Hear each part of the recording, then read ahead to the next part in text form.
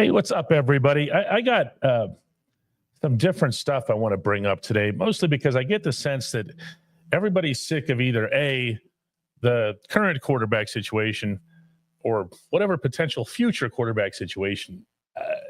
And I did that on my morning show today on the morning podcast. I did a bunch of stuff on the draft. You're more than welcome to check it out. It's DK's Daily Shot of Steelers. It was a lot about Jackson Dart, some about the other guys, but mostly about Dart. If you want to do quarterbacks, we've got you covered. If you want to do other stuff, this episode has you covered with something that I think's really different, okay? And I want you to hear this out, because I think this is worth discussing. If probably closer to the season, but it's definitely worthwhile. Listen to this scenario. When you think of the Steelers game in Baltimore, what do you think of? Boom, 299. You just think of the yardage that they got on the ground. That game's going to end up being defined by that for as long as anybody remembers it, which hopefully wouldn't be very long. But something else happened in that game. I want to bring this up with you, and I'm going to bring it up with Chris too when he comes on. Chris Halleck will be joining us after the break. The Steelers decided to punt the ball away from their 29-yard line on 4th and inches. This was early in the second quarter. They were losing 7-0. Now, there are analytics out there related to punts, and they refer to them, if you haven't already heard this, as cowardly punts. And there are degrees of cowardliness, which I think is a word. In fact, there's even a statistical measure called the surrender index. This is fabulous.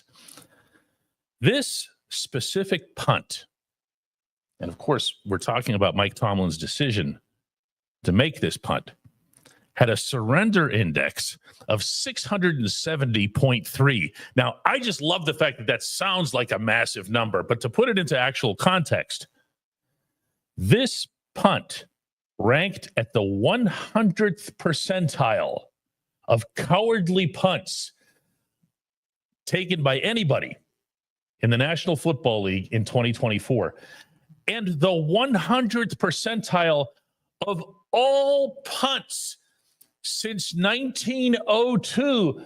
I did not know they were even punting in 1902. That in and of itself is news to me. I don't know why, but I thought the punt came along later in football's life.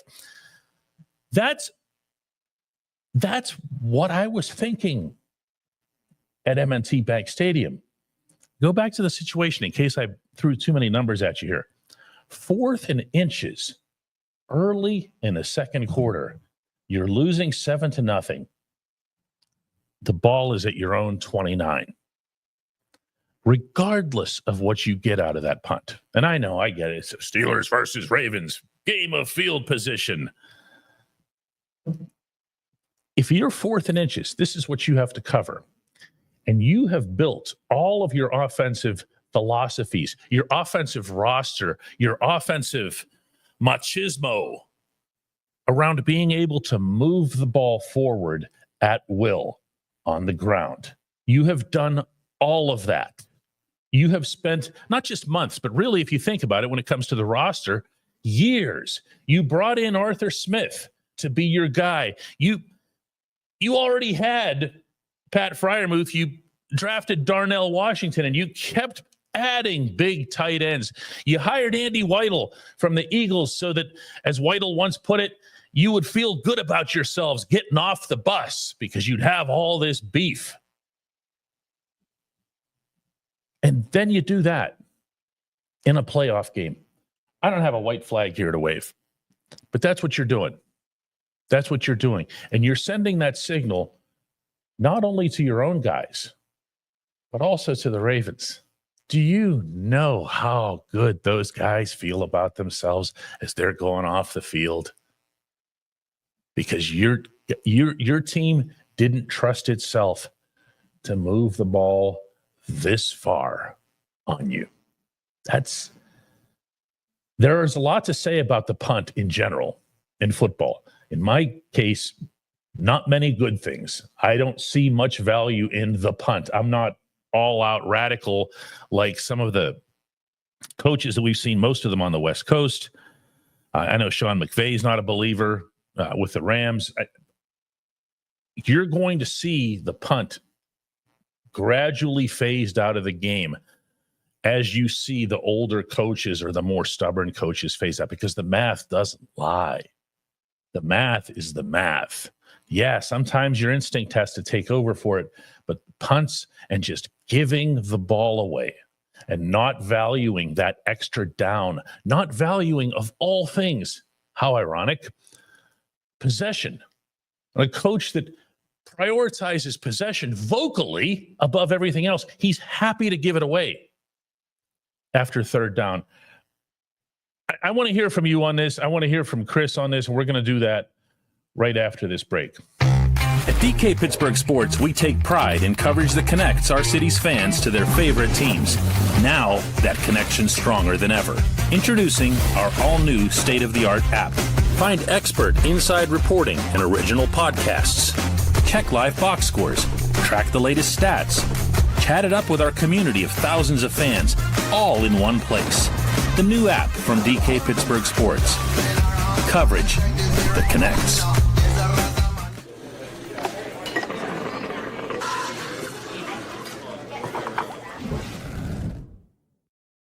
What's up, Chris? What's going on? How you doing? How was your weekend? My weekend was filled with bad baseball, and I think a lot of people's weekends were filled with that. Not going to bring that up here because this is already a morose enough subject, it feels, the Steelers these days. Maybe that'll change in the next month or so. Maybe it'll change this month. Mm-hmm. I want to ask you, we spent a lot of time together, and we were in the car together after that game in Baltimore, coming back after covering it. Mm-hmm. I don't know that we ever talked about this. I remember saying something to you when it happened, like whenever they sent Corliss Waitman out there. I remember saying something to you in the press box. I don't remember what it was. I'm sure it was not positive. It was like they're punting. Yeah, it was something to that effect. Yeah. But I never did ask, and we never talked about it further. So we're going to do that right here. What did you think of that? I think in the moment I was a little surprised, but I also understand a little bit as you were talking during the opening segment. I was listening in, and I was starting to think. I'm thinking back. I'm like, okay, let me try to think of the full context of the 2024 Steelers, and my mind about 10 seconds in thought back to the game in Cleveland. Remember that whiteout game? They could not convert 3rd and 1 or 4th and 1 to save their lives. They couldn't do it. They tried. It wasn't like they couldn't try to do it. They couldn't do it. And that was against the Browns. And I think Tomlin, there was enough of a sample size. I'm not defending Tomlin here, just to get that out of the way. I'm not defending Tomlin, but I'm trying to find rationale to a decision, because there's always he's not just I'm just going to make this decision and not think, I really, really think that was probably part of, now, yeah, that could be living in his fears, just not trusting his players. But if your players don't give you reason to trust you, I kind of understand with that too. Yeah. I have a feeling that, and I'm already looking at our conversations that are being had in the chat here. And I'm seeing a lot of division between, pardon me for this, because I don't fall into the young bracket anymore. There's a young and then there's an old. Okay. Yeah. And what I'm looking at here from pretty much everybody is, if you're older, this is just the way it's always been. Mm-hmm. Of course, I have one down here about the 29. Right here from Juan Pablo says, since when is punting from your own 29 in the second quarter a bad idea? When you're only down one, like one touchdown. Yeah. Just go. Yeah. Go get it. Okay. Go get your few inches. Hold on to the football. And I think that's the thing that's going to end up throwing a lot of conversations and debates about this now and into the future. Mm-hmm. Is it's the value of the possession. Mm-hmm. Whereas I think almost all of us, unless you're really young, have been conditioned to believe that you didn't make it on third down. Well, that's it. Yeah. That's it. And it doesn't have to be it. What has to be weighed is the value of keeping the football, of keeping Lamar Jackson off the field, and never mind immensely elevating the chance that you'll go all the way down the field and do something. Whereas if you hand the ball to the other team, by the way, the most explosive offense in the National Football League. That it was. Yep. Why? Why just give them the ball? I get it at your own 5 or something. And I get it in certain scores and circumstances. That's why I said it's not cut and dried. You're not going to get rid of the punt. But this reflex, so what you're saying, Chris, and I hear you. If the coach says, well, I can't trust these guys, they didn't show me anything. You've actually heard him say stuff like that. Mm-hmm. Okay. They didn't show me anything. They didn't show me what I needed to see. Make them better. Don't just say, oh, well, that is the surrender index. That's saying I don't trust my guys. Yeah. And that is the part. I mean, like, we talk about the offensive line and development, and I do think that there has to be some level of grace that goes along with a young offensive line. But it's not like Zach Frazier was terrible as a rookie. He was really, really good. It's not like Mason McCormick was I would say he was a pleasant surprise for being a 4th-round pick out of South Dakota State. He was not chopped liver. No, he wasn't. And so it's not like Isaac Seumalo, while I don't think he had a great year, was still some sort of, Spaniard with a red cape letting bulls run past him all the time.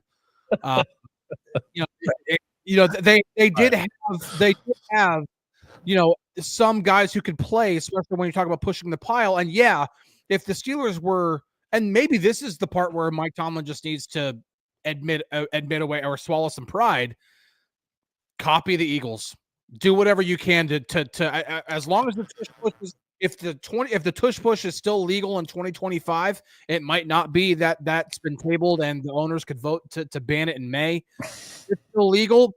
Why aren't you doing it? Why aren't you doing it with all these tight ends that I mentioned? Why aren't you doing it? Yep. Why aren't you doing it? Why aren't you taking advantage of every rule in the book to try to make that 3rd and 1 or 4th and 1 as automatic as possible? You want to know who wins this conversation? It's Chris Ferland right here. Because we had Justin Fields and used him like twice on short yardage late downs. Now, you can say a lot of different things about the line and everything. What you remember, including Justin's 6 starts that he had at the beginning of the season, they weren't all perfect. But one of the things that you got out of him is, my goodness, Chris, the short yardage was just like, boom. Yeah. Remember, 3rd and 1, 4th and 1 weren't issues. Yeah. The one issue I have with the Justin Fields part is they had to be in shotgun with him, because how many times did he have a center quarterback exchange issue? He did. They did. Meaning we never know. How much of that is Zach Frazier and how much is that is the quarterback. Right. But, the fact is that we all know Mike Tomlin overreacts to putting the ball on the ground. He just does. And I understand. That's commendable. That's fine. Yeah. That's nothing wrong with that. And so if he doesn't trust Justin Fields in a 4th and 1 situation to be able to handle a center quarterback exchange for a quarterback sneak, then you pretty much are forced to then put him in shotgun, which pretty much everybody at that point knows you're running the read option, which means he's just reading an edge defender and he's either going to hand it off or run it. And that's where it's also incumbent on the coordinator to make sure that he's got all this stuff going on too. And Arthur would tell you that himself. Nathan says, you guys think we'd start going for it on 4th and short if Aaron Rodgers is the starting quarterback? Well, I mean, they need to get first off, they should have a better running room this year. I'm that's not anything against Najee Harris, but they need to be. Sounds like it. I mean, but I mean, Najee, like for all the things that he did well, like being that short yardage back that was probably one of the most disappointing things about him, because we knew he could get extra yards past contact. I mean, he proved it over and over and over again. Downfield. Remember, all those angry runs were after he'd built up momentum. That's not a criticism, because the angry runs were a beautiful thing to behold. They were football in its purest form, okay? And I have nothing but admiration for those runs, whether he made them, Jalen Warren made them, or going back to bleeping Earl Campbell making them. Okay. But the most valuable angry runs, short yardage runs, are right there at the line of scrimmage. And what he would do is he'd get the ball and he'd kind of hem and haw a little bit and then kind of nudge and see what he could get. Just go, man. Just go. You got to explode. Go.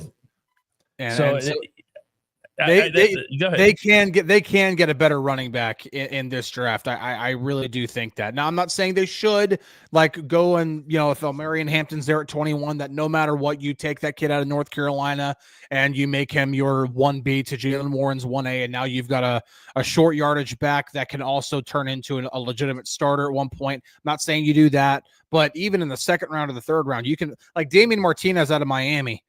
Well, yeah, that's true. Chris here live says he tried too hard to do the Le'Veon thing. Yeah, and honestly, there's only been one Le'Veon. Still haven't seen another, have you? Nope. We've seen some guys try to do it, and maybe every now and then they can kind of get away with it. Not at the level that Le'Veon did. Chris, just as a slight diversion here, just because you brought this up, his first camp, in Latrobe, we're all like, what? What's he doing? This is the most un-Steelers-like back you've ever seen. And yet, at the same time, even though he was the anti-Jerome in that regard, and we'd gotten used to that type, whether it was Jerome Bettis, Barry Foster, the tough burly guys that go smashing into the middle of the line. And there's Lev out there doing this. It wasn't so much the left-right. It was the hesitation. Yeah, he would just stop. He'd stop, and he'd put his hand on someone's back, one of his linemen's backs, just to kind of, get his bearings for who schooled this guy. And believe me, I'm saying this with nothing but praise. He's one of the best backs I've ever seen, meaning playing in a Pittsburgh uniform. And yet, this is the part that matters. Steelers Love says, Bell was, and I used to tell him this all the time, just casual conversation. He was every bit an AFC North back as any other AFC North back I've covered from any team. Yep. Because he could handle and embraced those tough moments. Remember when he'd need those extra yards or he'd bowl somebody over near the line? I'm just throwing this out there. I didn't mean to go off on a tangent. Just made me think of that. No, Le'Veon Bell was, he is worth all the conversation, because when we talk about, we were talking about it on that drive to Baltimore. We were talking about Steelers quarter century teams, and we left Jerome off the first team. Blasphemy. This is true. We should share this someday. This was all done in the car. Steelers quarter century team. We're like, how can you leave Jerome off? How can you do that? But when you're talking Lev just was better. 2000, yeah, because Lev was better post 2000. Yes, absolutely. And that's not a knock on Jerome and who he was from 2000 through 2005, but Le'Veon Bell was just that good for those 5 or 6 years, however long it was. He was that good. And then the worst agent in all of professional sports cost him the remainder of his career. Yep. Crazy stuff. Then Joseph Donovan also points this out, that he had that Eddie George trait, for those of you who go a little bit back further in football, where he would always fall forward. Lev would kind of look like the play was over and he would just go boom and get himself an additional 2.5 to 3 yards just by collapsing forward. Yeah. It was a really neat skill. Eddie George was the best I ever saw at that. When he was with the Titans, of course. Just amazing proclivity to be able to do that, to get these extra yards. The PEF says if Bell re-signed with Pittsburgh, meaning at that contract, he'd be in Hall of Fame talks today. Oh no, I think I think I'll go further than you, the PEF. Where he was headed with not just his rushing, but with his total yards. And what the impact he would have continued to have on the remainder of that offense, what he would have done for Ben Roethlisberger, what he would have opened up for others, whether it was AB or Juju Smith-Schuster or whoever. And then I can hear a little Ramon Foster on my shoulder here saying, don't forget that he had the perfect line for him in Pittsburgh too. They felt that hand on their backs. How did we get to Lev here? We definitely, but really quick, just to clear this up, Alan in Maryland says Jerome has a gold jacket, Le'Veon never will. Remember, we said this was post 2000. This is leaving out Jerome Bettis in the 90s. If you obviously compare Jerome's entire career to Le'Veon's career, I'm picking Jerome, but we're talking about 2000 on. That's why it's a quarter century team. The other thing about Jerome, here's second tangent for the day. It's our show, okay? Yeah. We can do what we want. Second tangent for the day. Is Jerome wearing the yellow jacket if Ben doesn't make that tackle? Yes. I think so. Ultimate power back, stretched out his career just to be able to get those 1-yard plunges. Willie Parker was carrying him in those latter years. Willie Parker was doing his day job, and Jerome would just come in at the end and collect the paycheck. Okay? Think about it. Yeah.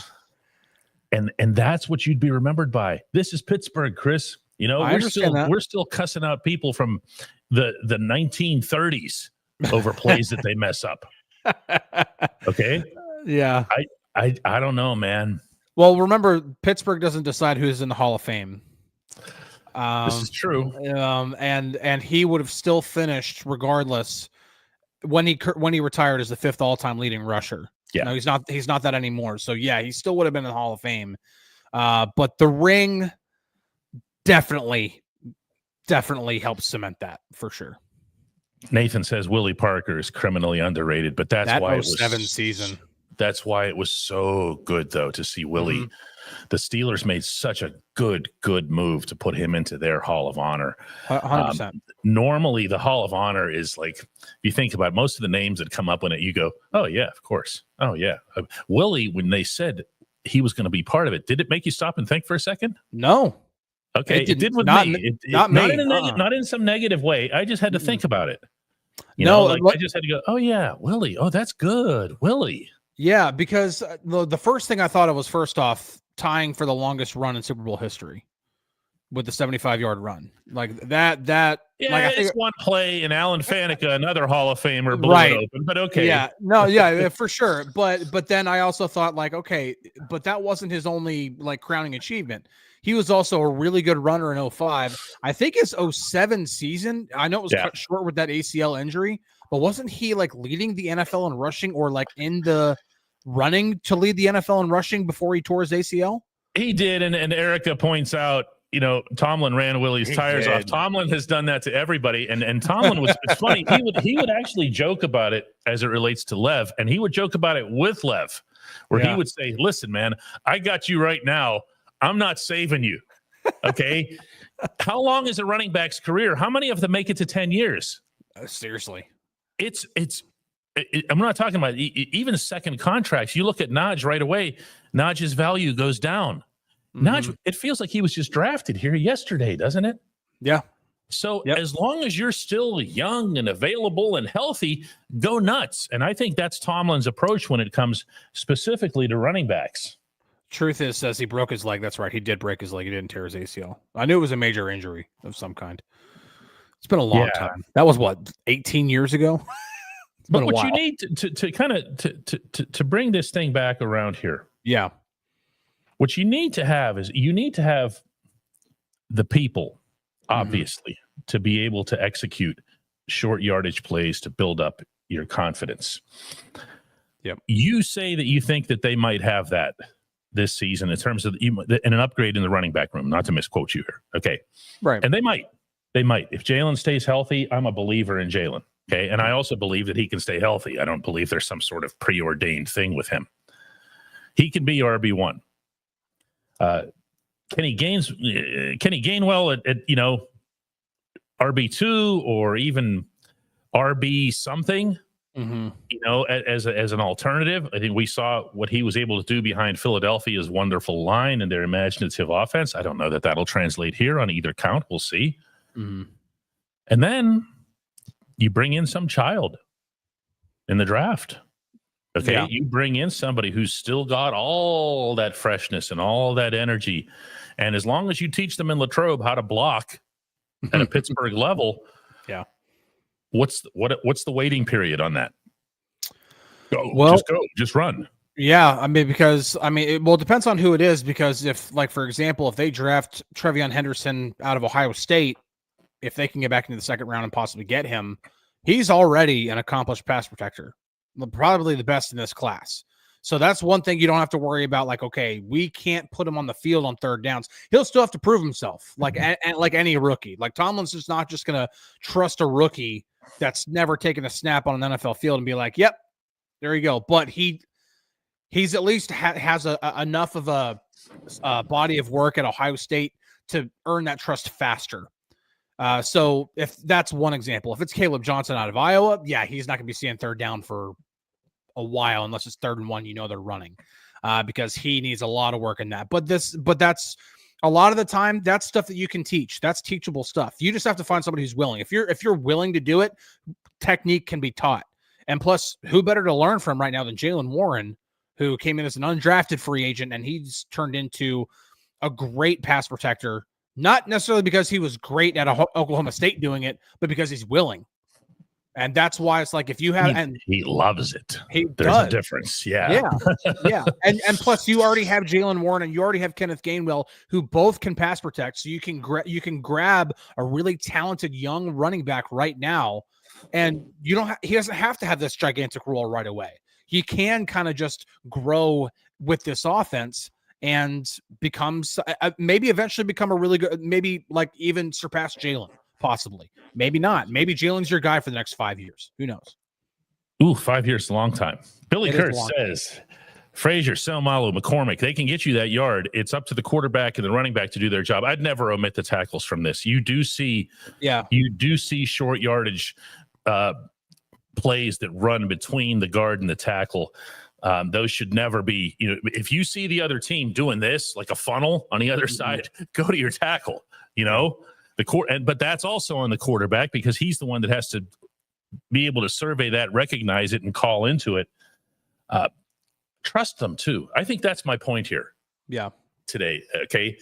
At some point, you have to build up your personnel. You have to build up your schematics, but you also have to build up your own confidence. Yeah. And some of that confidence can come from the math. Okay, I know there's people that get all edgy when they hear the term analytics or whatever, because it's not something that we grew up with, and therefore it must be evil. It's not. It's 2 + 2 = 4 in most cases. Now, it can get skewed. It can get overvalued. The people who do the analytics in any scenario, and this is true right now for the baseball team across the river, can have too much authority. And they can have authority over people who couldn't recognize Mickey Mantle from Mickey Mouse. Mm-hmm. But if you're looking at something like this that's so all-encompassing, this is not a Steelers thing, this punt thing. It's everywhere. There are college coaches right now. There are high school coaches who literally do not punt. They don't even have one on the roster. They don't have a scenario in which to punt. They don't have punt plays. They've just given up on it. They could be at their own one. And they're just going to say, heck with it. We're going to try, we're going to try to bomb it down the field because at least if we catch it, it's our ball. Yeah. You know what I mean? Yeah, no, for sure. Like I do get that. Number one, they have to find a way to get better at 3rd and 1 and 4th and 1. Like regardless of where they are on the field, whether they're on their own 5 or they're on the 5-yard line inside the red zone, no matter what, they have to get better at that. And I think part of that is, getting better, Zach Frazier, Mason McCormick, Isaac Sam, all those guys becoming, more of a cohesive unit because it's most likely going to be that starting 5. But at the same time, like, I don't understand why you aren't, again, if it's banned, it's banned, whatever. But if it's not banned, why aren't you doing the tush push? Why aren't you trying? I guarantee you we're going to see it in Latrobe. I guarantee you we're going to see it in Latrobe. If it just because, and listen, Tomlin's on the competition committee, and I think the competition committee for the most part is anti tush push. Like they don't support the play because Rooney voted against it. Or Rooney voted against it. So yeah, right. But their stance is clear, but their stance isn't football on Sundays. Correct. You still have to go and play the game that's that's in front of you. Yeah. And I think another thing, if I'm trying to get Tomlin's rationale when it comes to punting from your own 29, if you don't get it, you're giving the Ravens the ball already with 3 points right there. Like because if you give them the ball and they don't gain a yard, you have Justin Tucker, who's, I understand he wasn't himself last year, but right. You're still letting Justin Tucker give a 46-yard field goal. David gets the last question for today, even though he comes here without a membership. Uh-oh. You see how that works, David? Yeah. So this is what's known as an ambush. There's a tush push, and then there's an ambush. Okay. We're at the ambush phase. You have to go, when we're done asking your question here for you, because you're going to finish the show today, you have to go to dkps.net/join and become a member. It's 99 cents a month. You've already gotten your money's worth. So, let's make sure that we get that done. Don't do it now, though, or you won't hear our answer to your question, which is a good one. He says, hey, Chris and DK, is Calvin Anderson, who just got signed within the past hour, the solution to the swing offensive tackle that the Steelers need? Very well could be. I mean, if they just signed him to a 1-year deal, I'd just say he's an option. They signed him to a 2-year deal. Yeah. You don't usually sign a guy to a 2-year deal unless you have an idea for some sort of extensive role for the guy. And so a 2-year contract tells me that he is probably the prime candidate to be the swing tackle. Not saying they won't take one in the draft. They could take a tackle on day 3, and maybe that guy becomes, an option as well. But I think right now, signing him or re-signing him, I should say, because he was with the team last year. That's probably the primary option when it comes to swing tackle. And again, because you re-signed him, he doesn't factor into the compensatory pick formula for next year. So win-win in that aspect as well. I'm open-minded to multiple options at tackle, specifically tackle depth, specifically someone who can challenge Broderick Jones. And I mean challenge, not push him, motivate him. I'm talking about if you outperform him decisively in a training camp setting, then it's your job. That's what I mean. And I mean for real, like that. Yeah, you're not getting a swing tackle in the draft.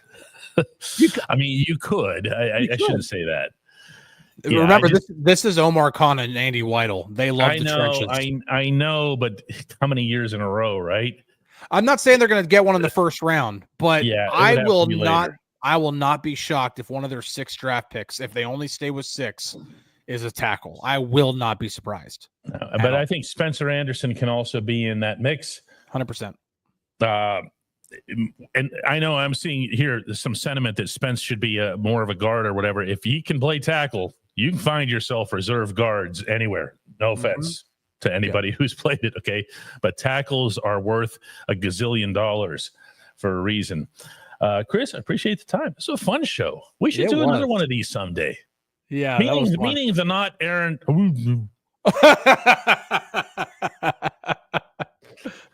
You almost said his name. Jeez. I might have said it earlier in the show in reading somebody's question, but that's possible. I did read Ron, but that is a little bit different because that doesn't count. I think of Key and Peele whenever I read Ron, which is just. We could do a whole show just on those someday. We really could. No, that was fun. A little bit of something different here. We're going to do another one of these tomorrow. We might have fun with that one as well. How about that? We'll make a deal, right? Sounds great. All right, Chris. Thanks.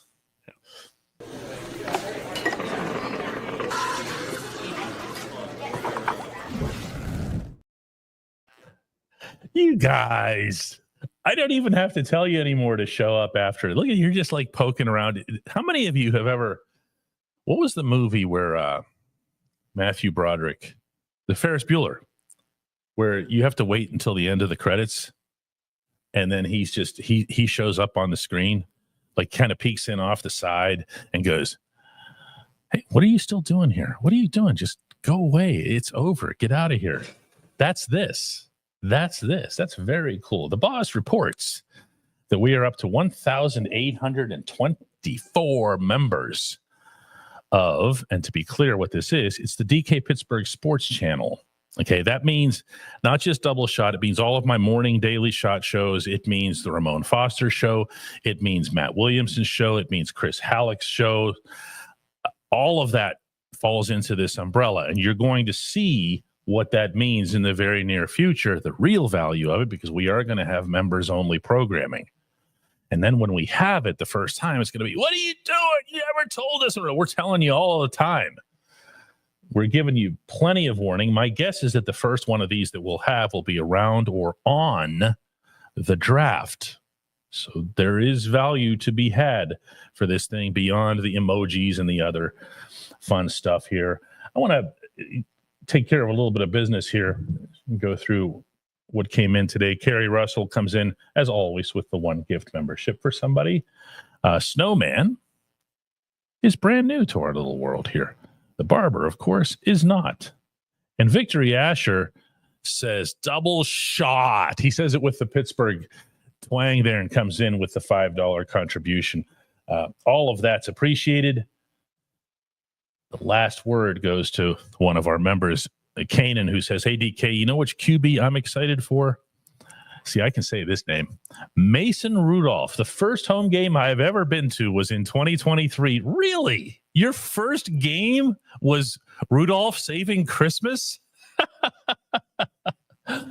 That's good stuff. I can tell you this. I understand that the setting was fun and amusing. And then at the one far end zone, the end zone that's up against the north side, they began actually singing Rudolph the Red-Nosed Reindeer, which Mason has confirmed for me since then that he heard them doing. That was a pretty neat scene. And then to have the Steelers get a push to get into the playoffs and ultimately get into the playoffs, and to have it happen to that guy after all that stuff, I am violating my own terms here. No quarterback stuff today. We might do some tomorrow, though. I'm not sure. Vincent comes in as a brand new member. That's appreciated as well before we sign off for the day. But we are signing off, and we will be back with another one of these tomorrow.